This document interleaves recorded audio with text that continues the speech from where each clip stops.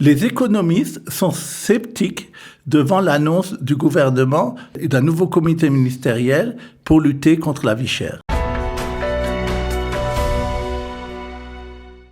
Nous sommes ensemble pour parler d'économie avec le docteur Daniel Guggenheim. Daniel, bonjour, bienvenue. Bonjour.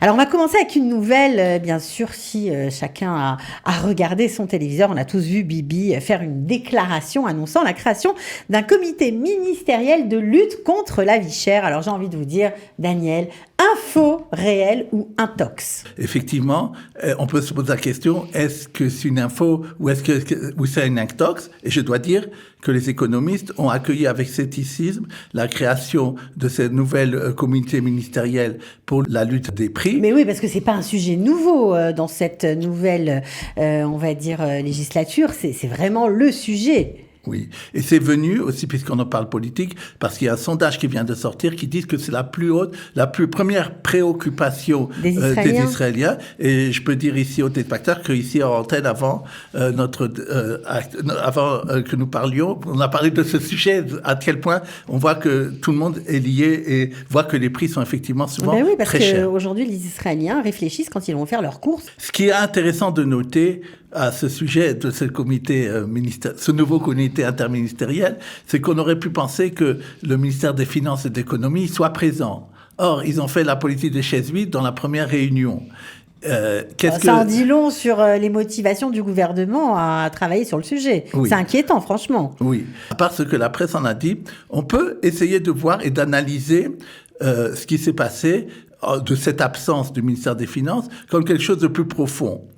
Il faut savoir, et c'est pas la première fois, qu'en Israël, il y a une tension constante entre le ministère des Finances et le Premier ministre. D'ailleurs, même des fois quand ils sont du même parti. Pourquoi? Parce que le Premier ministre aussi, il a une cellule économique, il a un conseil économique, et c'est lui aussi, il se dit qu'il est responsable par rapport au peuple. Et comme vous l'avez dit, la vie chère et la vie économique, c'est quelque chose qui est primordial pour les gens, comme la sécurité ou d'autres choses. Donc en fait, ce qui pose un peu problème, c'est que ce comité ministériel de lutte contre la vie chère, le président va en être, c'est Bibi en fait, c'est Benjamin Netanyahou. Et donc du coup, ce que vous êtes en train de nous expliquer, c'est qu'il y a des tensions au sein même du gouvernement entre le ministère de l'économie, Benjamin Netanyahou, et le ministère des Finances, parce qu'ils sont peut-être pas tout à fait d'accord.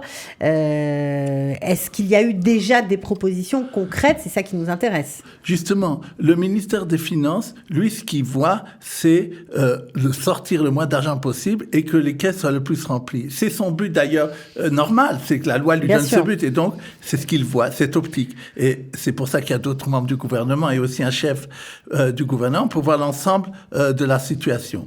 Maintenant, par exemple, je donne un exemple. Une des revendications qui a été donnée par ou proposition, disons même, qui a été donnée par les industriels, par beaucoup d'économistes, est de faire en Israël, comme dans bien de pays, une TVA différentielle, c'est-à-dire de dire, il y a des produits de première nécessité, comme le manger, comme la nourriture, et ça, on va mettre comme 7-8% à taux réduit. Et puis, il y a des choses que c'est moins important d'acheter comme des yachts, on peut mettre 33%.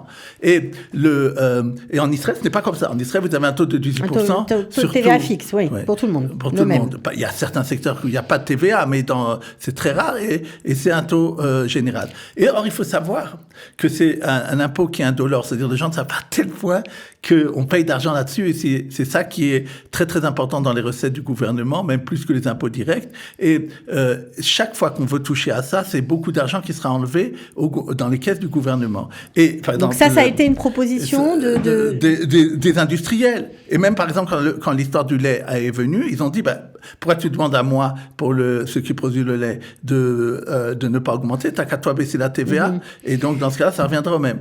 Et alors, ils ont refusé. Et le chef des impôts en Israël a dit récemment, lui, il refuse une telle mesure parce qu'elle serait trop chère pour le gouvernement, et d'après lui, inefficace, mais donc on voit qu'il y a ça. Une autre chose qui a été proposée, j'ai vu, et par dans le Netanyahou à côté, c'était de dire, et c'est pour montrer que les choses sont pas si simples, il voulait voudrait faciliter les processus bureaucratiques des importations et, par exemple, enlever l'écriture hébreu sur tous les produits importés. Oui. Moi, personnellement... C'est l'étiquette qu'on trouve collée sur un produit qu'on achète, par exemple, produit français, voilà, ou n'importe quel autre produit. C'est écrit en hébreu pour donner les indications de la provenance du produit, etc., pour ceux qui sont uniquement hébraïsants.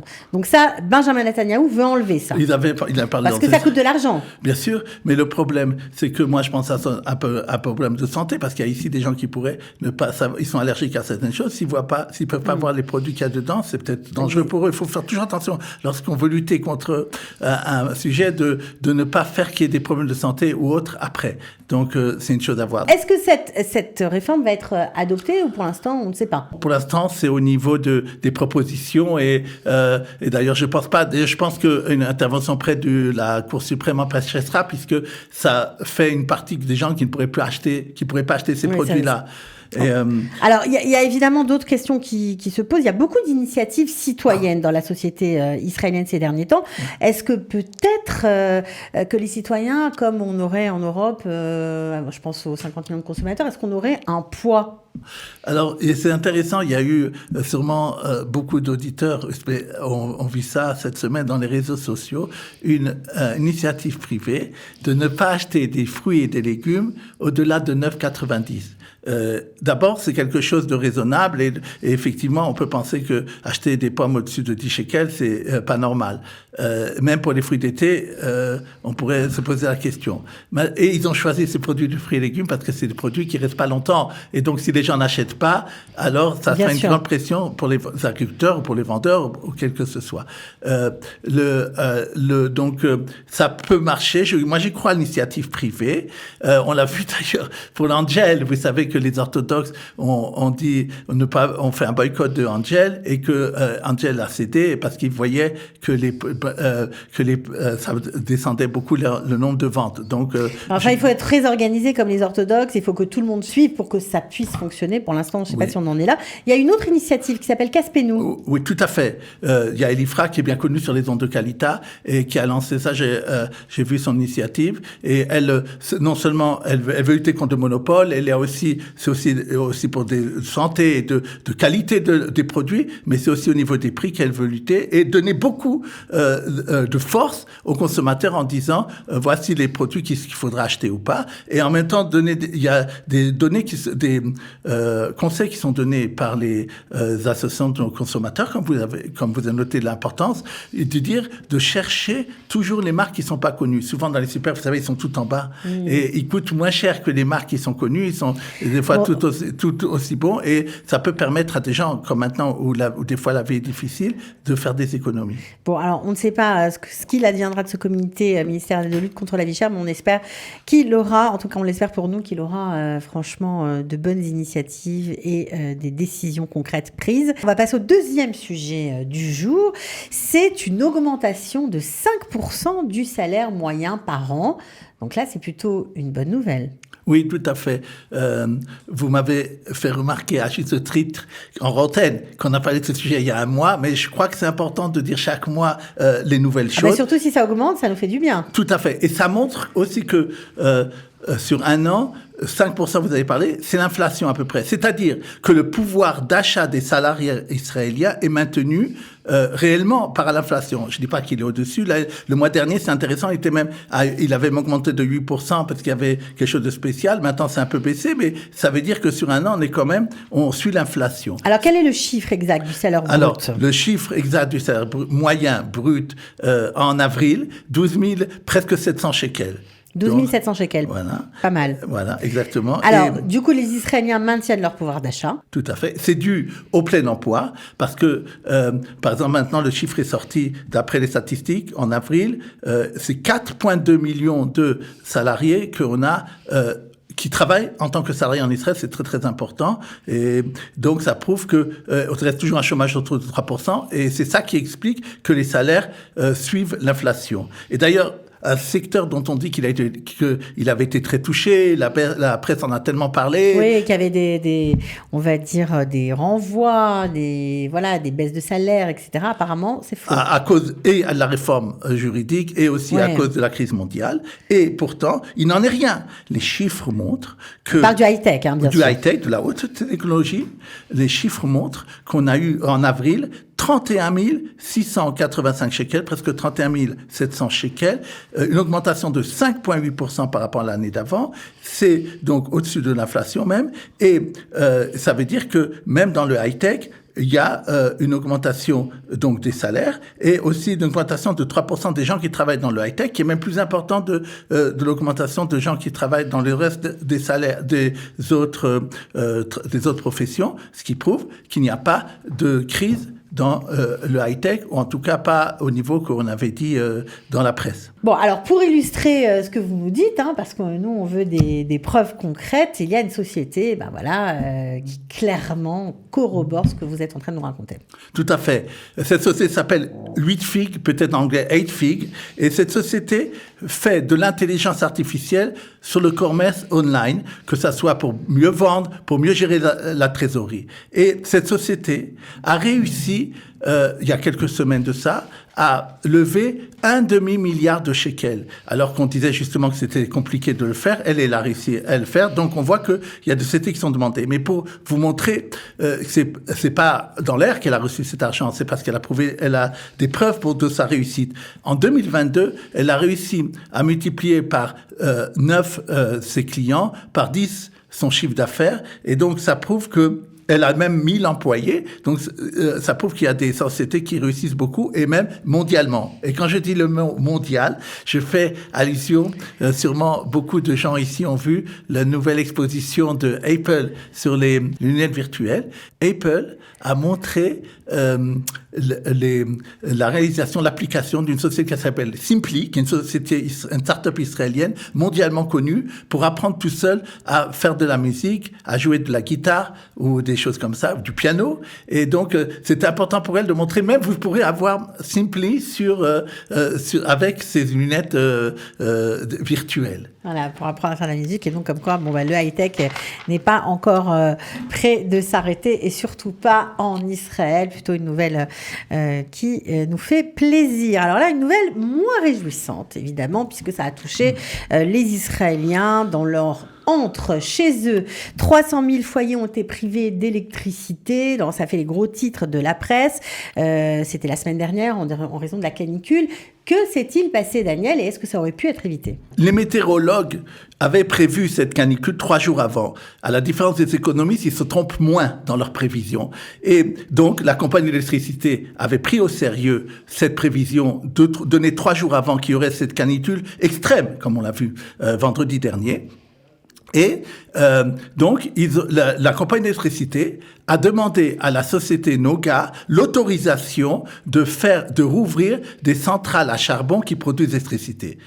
Pourquoi il y avait besoin de se demander cette autorisation ? Il faut savoir qu'il y a eu une réforme de l'électricité en Israël, de la production, de la distribution d'électricité, dont le but était de permettre une baisse des prix, puisqu'on se disait, quand il y a un monopole de la production et un monopole de la distribution, alors c'est un problème pour le coût de l'électricité en Israël.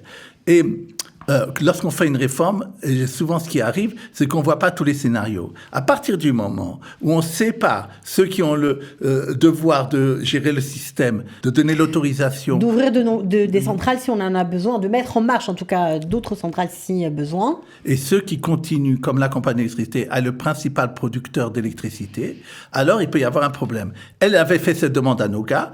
Elle n'a pas le droit, elle tout seule maintenant, d'ouvrir de nouvelles centrales au charbon parce qu'il y a un problème de pollution. Et Noga avait répondu oui. Mais le MED qui a été répondu... Avait répondu oui pour subvenir aux besoins supplémentaires d'électricité pendant la canicule. Oui. Bien que d'ailleurs, on avait, il faut le savoir, on n'est pas arrivé au maximum. Il y a des fois, c'était 18 000 gigas. Là, on est arrivé à 11. Donc, c'était pas quelque chose qui aurait dû poser problème. Et donc, elle avait donné son autorisation. Mais simplement, le mail d'autorisation a été perdu. Et on a retrouvé qu'après après la canicule, et donc c'est pour ça que ces centrales n'ont pas été mis en marche. Donc un problème de bureaucratie tout simplement. Tout à fait, créé en partie à mon avis par cette réforme. On le voit d'ailleurs parce que même la compagnie d'électricité, ça fait déjà 2 ans qu'elle n'a pas de chef de directoire de la compagnie. C'est encore une fois de la politique qui s'en mêle, de l'économie, et ça fait des problèmes, et c'est en particulier ça. Maintenant, heureusement que c'est arrivé un vendredi, voilà, a envie de dire. Parce que justement, c'est bien que vous soulignez ça, parce que les économistes ont dit si c'est arrivé un jour où on travaille, alors ça aurait été 1 million de foyers qui auraient été privés d'électricité. Et d'ailleurs, on a eu de la chance parce que ça aurait pu arriver qu'on soit privé de l'eau. Il faut savoir que même l'eau, maintenant, qui arrive dans les maisons, c'est par l'électricité que ça arrive. Et d'ailleurs, on a dû arrêter quelques heures de désaliniser l'eau en Israël. Donc ça aurait pu être bien plus dramatique et concerner beaucoup plus de personnes. Bon, alors, est-ce que on sait qu'on fait beaucoup d'efforts pour aller vers une énergie propre en Israël? Est-ce que c'est une solution? Est-ce que ça a fonctionné? Est-ce que ça aurait pu prendre le relais ou pas du tout? On sait qu'Israël est un peu en retard par rapport à ses objectifs d'énergie propre, bien qu'on développe de plus en plus des panneaux solaires. Mais pour montrer qu'il y a un problème un peu à ce niveau-là, c'est qu'est-ce qui est arrivé vendredi dernier? C'est qu'il y a eu une tempête de sable. Et quand il y a une tempête de sable, les panneaux solaires qui donnent une partie d'électricité n'ont pas pu fonctionner. Et donc, il faut, lorsqu'on ira de plus en plus vers l'énergie propre, il faudra sûrement prendre en considération ce genre de problème. C'est vrai que pour le climat et pour ce qu'on appelle l'ensemble du mondial, de toute façon, on va vers cette énergie propre, mais toujours, lorsqu'on va vers un objectif, il faut vérifier qu'est-ce qui arrive dans le pire des scénarios et qu'est-ce qui peut arriver comme problème que génèrent ces nouvelles moyens de production d'électricité. Ok, bon alors, passionnant sujet, on en reparlera sûrement. Alors on continue maintenant avec un autre sujet qui nous concerne et qui, bien sûr, après la baisse des prix, en tout cas la vie chère, eh bien on pense forcément à l'alimentaire, mais aussi à l'immobilier. Alors comment ça se passe dans ce secteur? Parce qu'on a eu des titres dans la presse cette semaine expliquant que, eh bien, les promoteurs masquaient la baisse de leurs prix. Alors, comment ça se fait et comment on doit comprendre ce message? Il y a de donner des exemples concrets pour montrer comment les promoteurs baissent en vérité les prix des appartements qu'ils proposent à leurs clients et que ce n'est pas vu dans les statistiques. Ça ne peut pas être vu. Par exemple, maintenant, ils disent à leurs clients, certains, surtout les moyens, les promoteurs moyens, pour construire ton appartement maintenant qui est sur plan, je pense que ça va mettre 2-3 ans. Et je pense que tu as un problème parce que tu dois en même temps payer une location et en même temps payer mashkenta. Moi, je te propose la chose suivante. Jusqu'au moment où tu peux rentrer dans l'appartement, je te paye ou la location ou ta mashkenta jusqu'à 7500 shekels. Quand on réfléchit, ça veut dire c'est comme c'est entre 100 et 200 000 shekels de réduction. C'est pas commun, on va dire, chez les promoteurs. Non. Deuxièmement, ils offrent aussi des fois des caves vides, des caves à côté, ce qu'on appelle marsan en hébreu, qui n'auraient pas donné sinon. Et c'est beaucoup d'argent, ça peut être des centaines de milliers de shekels. Ils disent aussi, ce qu'ils font pas avant, normalement on devait te donner une cuisine. Il y a quelques mois, on t'aurait donné une cuisine normale, ordinaire. On te propose une cuisine vraiment la meilleure en ce moment. Et ça aussi, c'est beaucoup d'argent. Et ça, la statistique ne le voit pas.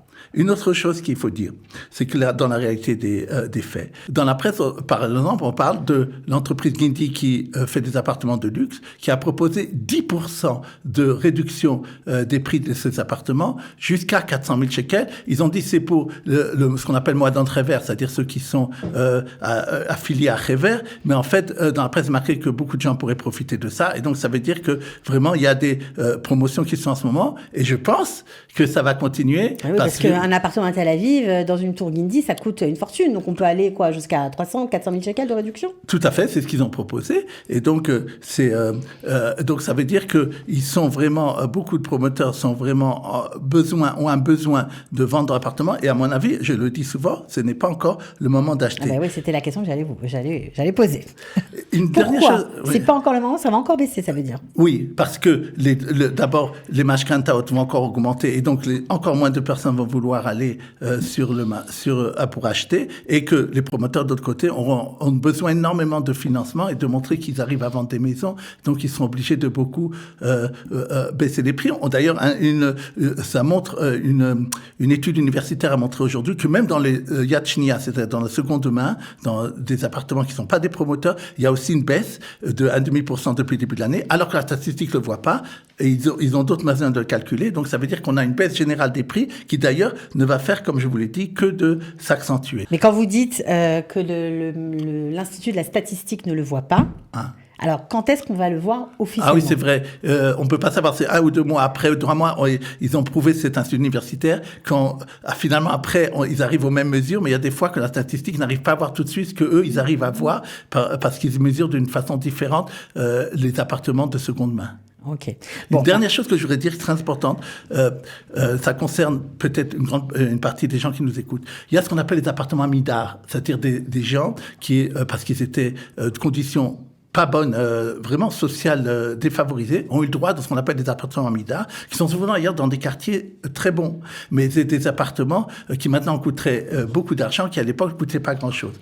Il y avait une loi qui permettait à des gens de racheter, qui habitaient là-bas un certain temps, de racheter ces appartements-là. En février dernier, le ministère des Finances a réussi à abroger la loi, parce qu'il dit que ça coûte beaucoup d'argent à l'État, et les gens ne pouvaient plus racheter. Maintenant, une pression, et de la part des députés de l'opposition et de la majorité, a fait que le gouvernement a accepté cette semaine qu'une loi sera promulguée pour justement permettre aux gens qui sont dans ces appartements midar de continuer à acheter ces appartements à un prix très, très modéré, ça veut dire même 80% en moins de ce que serait un appartement au même endroit dans cette région-là, dans ce secteur. Et donc, je dis aux gens qui sont dans ces appartements, surtout, ne prenez maintenant qu'une décision de partir ou quelque chose comme ça en disant... Attendez la loi, vous allez sûrement pouvoir acheter à moindre coût. Oui, et on ne sait pas encore tous les critères, mais de toute façon, il faut maintenant, à mon avis, ne rien faire. Bon, alors merci pour ces conseils.